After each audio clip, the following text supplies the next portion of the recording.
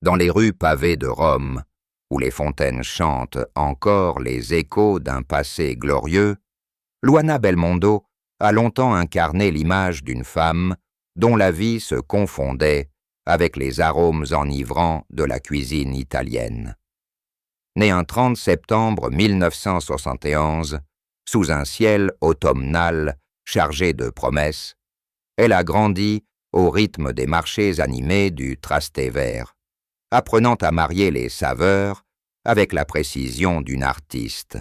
À 54 ans aujourd'hui, cette chef accomplie et animatrice télévisée, dont les émissions culinaires ont conquis un public friand de simplicité authentique, porte encore les stigmates d'une union qui semblait éternelle. Mariée en 1990 à Paul Belmondo, fils du légendaire Jean-Paul, elle a donné naissance à 3 garçons, Alessandro, Victor et Giacomo, qui ont tissé autour d'eux un cocon familial apparenté à une saga hollywoodienne matinée de terroir méditerranéen. Pourtant, le 23 juin 2024, un communiqué laconique a fissuré cette façade. Après 34 ans de complicité, le couple annonçait sa séparation. Les colonnes des magazines se sont enflammées, les rumeurs ont proliféré comme des herbes folles dans un jardin mal entretenu.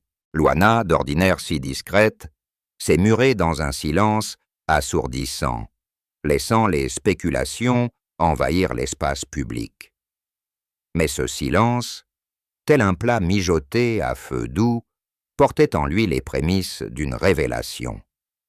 C'est dans un café discret de la capitale italienne, face à une tasse de café fumant et un plat de pasta fumante, que Luana a enfin consenti à lever le voile. Cette rencontre, fruit de mois de négociations patientes, n'est pas un simple entretien. C'est un récit intime où les ingrédients d'une vie se déploient en couches successives, révélant non seulement les saveurs d'un amour perdu, mais aussi les épices amères d'une trahison inattendue. De cette conversation naît cette enquête, structurée en 7 chapitres, qui explore les méandres d'une histoire aussi savoureuse que douloureuse. Avant d'entrer dans le vif du sujet, imaginons Luana, le regard tourné vers les collines romaines, murmurant ces mots qui ouvrent la porte. L'amour comme une recette ancienne cache parfois des secrets qu'il faut oser déterrer. L'histoire de Luana et Paul Belmondo commence comme une romance, sortie tout droit d'un film italien des années 80, où les regards se croisent au détour d'une ruelle et les cœurs s'emballent au son d'une mandoline lointaine. Elle avait tout juste 19 ans lorsque leurs chemins se sont croisés en 1989 lors d'une soirée animée à Paris. Luana, fraîchement arrivée de Rome pour suivre des cours de cuisine à l'Institut Le Nôtre, irradiait une énergie brute, forgée dans les cuisines familiales où sa mère, une cuisinière de quartier, lui avait transmis l'art de transformer des tomates mûres et des herbes sauvages en festins inoubliables. Paul, alors un jeune pilote automobile de 25 ans, fils d'une icône du cinéma français, cherchait à s'affranchir de l'ombre paternelle en sillonnant les circuits avec une audace héritée de son sang. Leur première rencontre, dans un bistrot bondé du Marais, fut marquée par un éclat de rire partagé devant une assiette de risotto mal cuite, un détail anodin qui, rétrospectivement, symbolisait leur complémentarité. Elle, l'experte des fourneaux, lui, l'amateur passionné mais imprécis. Les mois suivants furent un tourbillon. Paul, fasciné par la vitalité romaine de Luana, multipliait les allers-retours entre les podiums de Formule 3 et les trattorias de la ville éternelle. Il arrivait toujours avec des fleurs cueillies à la hâte sur le bord d'une route de campagne. Se souvient Luana, les yeux pétillants malgré l'ombre du passé. Ses gestes maladroits me touchaient plus que n'importe quel diamant. Leur mariage, célébré un an plus tard dans une petite chapelle des environs de Rome, fut un hymne à la simplicité. Une robe blanche légère pour elle, un costume décontracté pour lui, et un banquet où les invités, un mélange hétéroclite d'amis pilotes, de cousins italiens bruyants et de figures du cinéma discrètes, se délectèrent de raviolis faits main. Ce jour-là, sous un ciel azuréen, Luana murmura à Paul une promesse forgée dans le feu de la jeunesse. « Nous construirons une vie comme un plat familial, passé de génération en génération, sans jamais altérer le goût originel. » Au fil des années, cette union s'épanouit en un jardin luxuriant. L'arrivée d'Alessandro en 1991, puis de Victor en 1993 et Giacomo en 1998, transforma leur quotidien en ni domestique. Luana, qui avait déjà commencé à se faire un nom dans les cercles culinaires parisiens, avec ses ateliers sur la pasta artisanale, intégra harmonieusement sa carrière à la maternité. Ses émissions télévisées, lancées au milieu des années 2000 sur des chaînes italiennes et françaises, devinrent des refuges pour un public en quête d'authenticité. « La cuisine n'est pas une performance », expliquait-elle souvent à la caméra, un sourire espiègle aux lèvres. « C'est un acte d'amour, comme élever des enfants. » Paul, de son côté, alternait entre les plateaux de tournage, où il incarnait des rôles secondaires avec une nonchalance charismatique, et les paddocks, où sa passion pour la vitesse contrastait avec la stabilité qu'il trouvait auprès de sa femme. Ensemble, ils formaient un duo inséparable, apparaissant aux premières de films ou aux dîners mondains comme un couple modèle, où les rires fusaient et les regards complices effaçaient les ombres du show-business. Pourtant, même dans cette idylle, des fissures subtiles se dessinaient, invisibles à l'œil nu, mais perceptibles pour qui sait lire entre les lignes d'une recette. Luana évoque aujourd'hui ces moments avec une tendresse nuancée. Paul adorait mes plats, mais il les dévorait toujours en hâte, comme s'il courait vers une ligne d'arrivée invisible. Moi, je savourais chaque bouchée, chaque conversation autour de la table. Cette divergence, la lenteur méditative de l'une face à l'urgence conquérante de l'autre, n'était alors qu'une épsée piquante, un ingrédient qui relevait le plat sans l'altérer. Leur vie, rythmée par les saisons des vendanges italiennes et les festivals cinématographiques français, semblait immunisée contre les tempêtes. Les enfants grandissaient, Alessandro embrassant déjà les couteaux de cuisine, Victor explorant les planches de théâtre comme son oncle, et Giacomo, le cadet, apportant une joie espiègle à ce foyer. C'est dans cette bulle de chaleur que Luana Belmondo forgea son identité. Non seulement une chef, mais une architecte de souvenirs gustatifs, une femme dont l'amour se mesurait en portions généreuses et en silence complice. Ce chapitre, loin d'être une simple chronique, révèle les fondations d'une union bâtie sur des bases solides, mais où les racines, nourries par des sols fertiles, portaient déjà les germes d'une érosion lente, imperceptible. Au cœur des années 2010, alors que Luana Belmondo atteignait l'apogée de sa carrière télévisuelle avec une série d'émissions dérivées sur les traditions culinaires du bassin méditerranéen, des courants souterrains commençaient à éroder la sérénité de leur nid familial. Les tournages de Paul, de plus en plus fréquents pour des séries policières à succès, l'éloignaient souvent pour de longues périodes, transformant les dîners familiaux en repas solitaires, autour d'une table trop grande. Luana, fidèle à son rôle de pilier, masquait ses absences derrière des sourires radieux à l'écran, où elle dépeignait la cuisine comme un rempart contre la solitude. Un plat bien préparé peut guérir les cœurs fatigués, affirmait-elle dans un épisode mémorable dédié au risotto consolateur.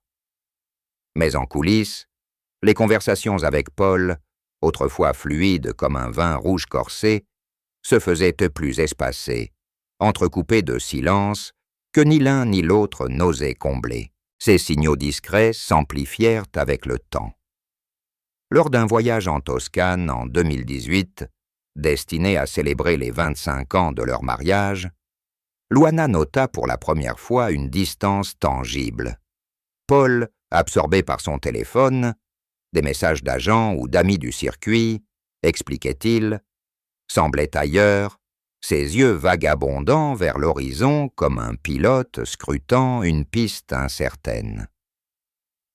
J'ai cuisiné un festin de bœuf braisé aux herbes sauvages, se remémore Luana, la voix teintée d'une pointe d'amertume. Il a mangé en silence, complimentant le goût sans vraiment le savourer. Ce soir-là, j'ai compris que quelque chose mijotait en lui, mais je l'ai attribué à la fatigue des ans.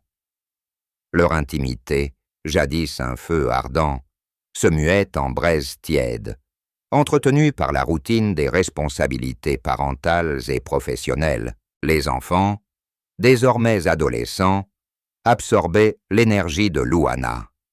Alessandro ouvrait son premier restaurant à Paris, Victor auditionnait pour des rôles au théâtre, et Giacomo, passionné de musique, répétait tard dans la nuit. Paul, de son côté, se repliait sur ses passions automobiles, participant à des rallyes vintage qui le menaient aux confins de l'Europe. L'analyse de ces périodes révèle une dynamique classique dans les couples du monde du spectacle. La célébrité, même modérée, amplifie les écarts. Paul, héritier d'un nom synonyme de charisme intemporel, luttait contre l'ombre de son père, décédé en 2021, ce qui le poussait à multiplier les engagements pour affirmer son identité propre. Luana, ancrée dans son univers sensoriel, percevait ces changements comme des variations saisonnières, ajustant ses recettes pour accommoder les goûts changeants. J'ai toujours cru que l'amour était comme une sauce. Il faut l'ajuster, la remuer pour éviter qu'elle ne prenne, confie-t-elle aujourd'hui. Mais parfois, on ignore que le feu sous la casserole s'éteint sans bruit. Des amis proches, observateurs attentifs, notaient déjà des tensions lors de gatherings familiaux, des regards fuyants lors des toasts, des conversations qui déviaient vers des projets individuels plutôt que communs. Pourtant, Luana persistait, infusant dans ses émissions une philosophie de résilience. La vie, comme la cuisine, exige de la patience. Un ingrédient oublié peut tout changer, mais un geste bienvenu le restaure.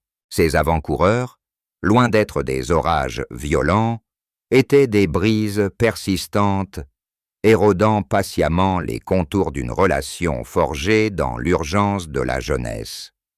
Paul rentrait d'un tournage en Provence avec des anecdotes enjouées, mais ses baisers, autrefois fougueux, se faisaient plus cérémoniels. Luana, immergée dans la préparation d'un livre de recettes sur les secrets des nonnas italiennes, trouvait refuge dans la création, composant des menus qui évoquaient les joies simples d'antan. Leur cercle social, un mélange d'artistes et de gourmands, percevait l'évolution sans oser l'interroger, préférant célébrer les apparences d'une harmonie intacte. C'est dans cette atmosphère subtilement altérée que s'insinuaient les premières ombres d'une infidélité, non pas comme un coup de tonnerre, mais comme une herbe amère poussant dans les interstices d'un potager négligé. Luana, avec sa sensibilité affinée par des années à décrypter les nuances d'une épice, sentait le déséquilibre sans le nommer, continuant à servir des plats qui nourrissaient le corps plus que l'âme en deuil naissante. Le 2 janvier 2024 marque un point de non-retour dans l'existence de Luana Belmondo, un instant figé dans le froid hivernal de l'aéroport de Rome-Fiumicino, où les adieux d'un couple se muent en un au revoir définitif. Ce matin-là, sous un ciel plombé par des nuages bas, Luana conduit Paul jusqu'au terminal, les valises chargées de promesses de retrouvailles prochaines. Il part pour un engagement professionnel à Paris, rien d'inhabituel en apparence. Avant de franchir les portes vitrées, il se retourne, elle embrasse, avec une tendresse familière, et murmure ces mots qui résonnent encore comme un écho cruel. « Je t'aime ».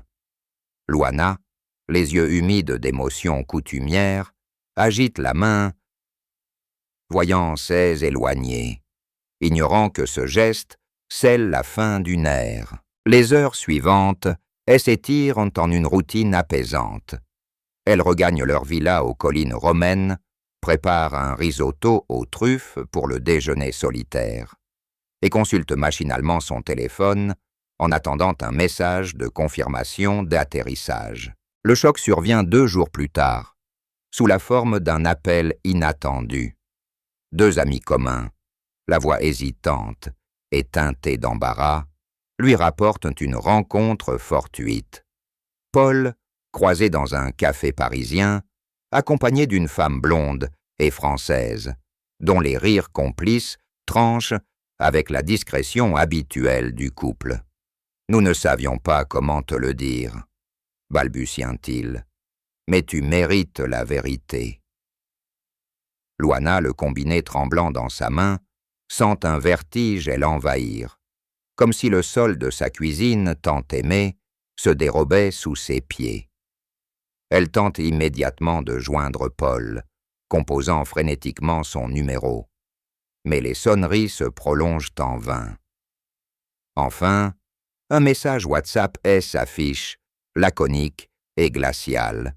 « Lâche-moi, laisse-moi tranquille. » Ces mots, dépourvus de la chaleur qui avait jadis imprégné leurs échanges, agissent que comme un poison lent, diffusant une douleur viscérale dans chaque fibre de son être.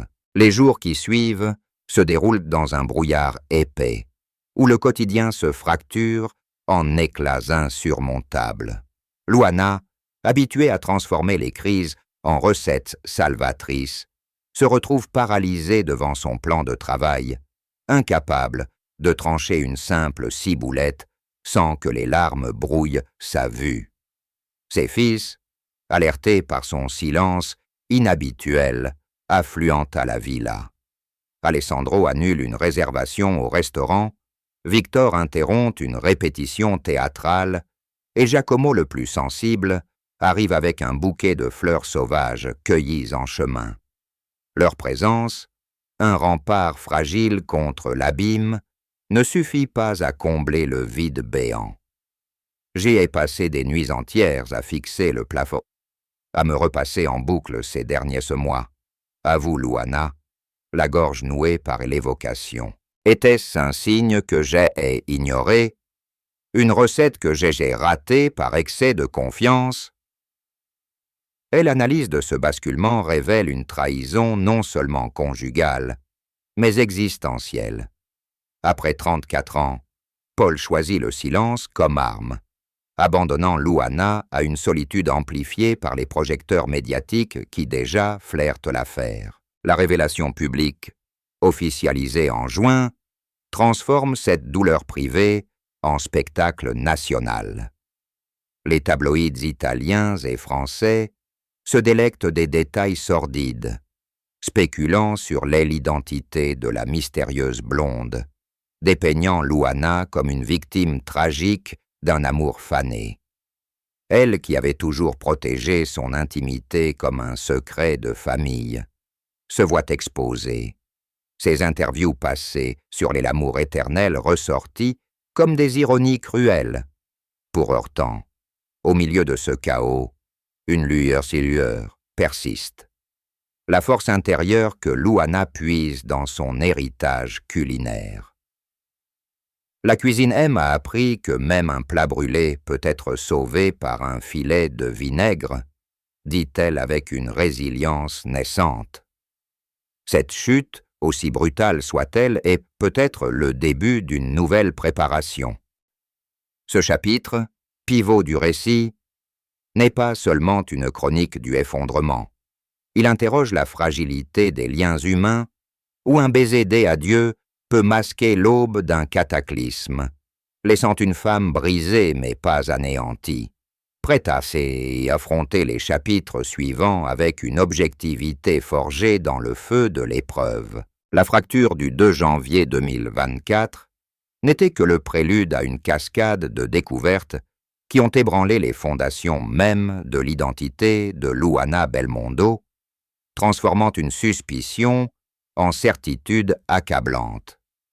Au fil des semaines suivantes, alors que les appels ignorés de Paul se multipliaient comme des fantômes insistants, Luana, guidée par un instinct maternel, aiguisé par des années, a anticipé les besoins de sa famille, entreprit une enquête discrète mais méthodique. Ce n'était pas de la paranoïa, mais une quête de clarté, semblable à celle d'un chef, inspectant les ingrédients d'une sauce douteuse. Des messages anodins glanés sur un ordinateur partagé, un oubli de Paul lors d'un bref retour à la villa, révélèrent d'abord des échanges ambigus avec une collaboratrice de ses tournages, une scénariste nommée Élise, trentenaire aux cheveux blonds cascadant comme un champ de blé sous le soleil provençal. Tes idées sur le script me font vibrer plus que n'importe quel moteur, écrivait-il dans un courriel daté de novembre 2023. Rejoins-moi à ce dîner après la scène.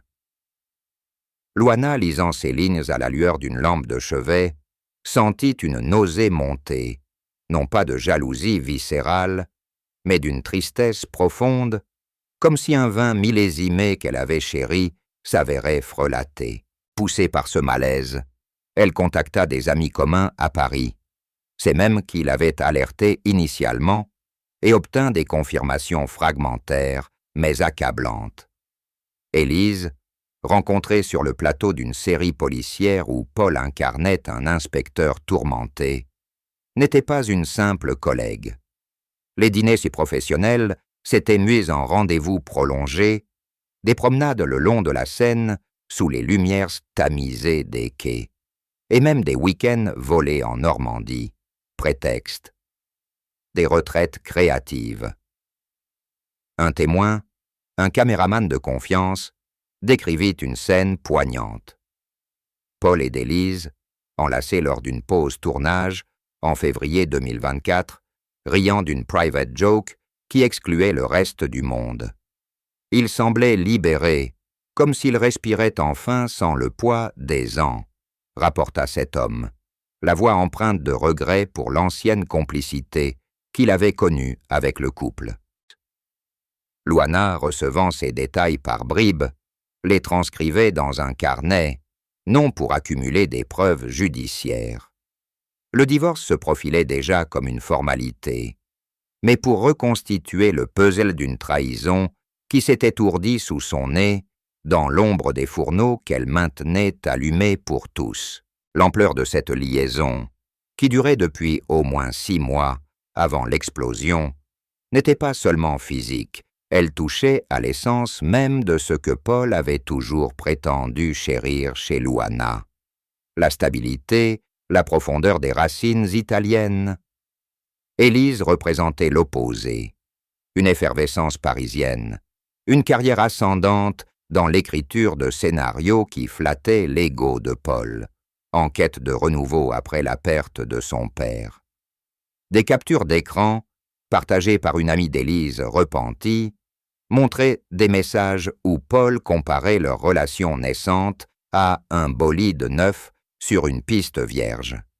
Une métaphore automobile qui blessait Luana plus que tout, rappelant les innombrables fois où il avait utilisé des analogies similaires pour décrire leur propre amour.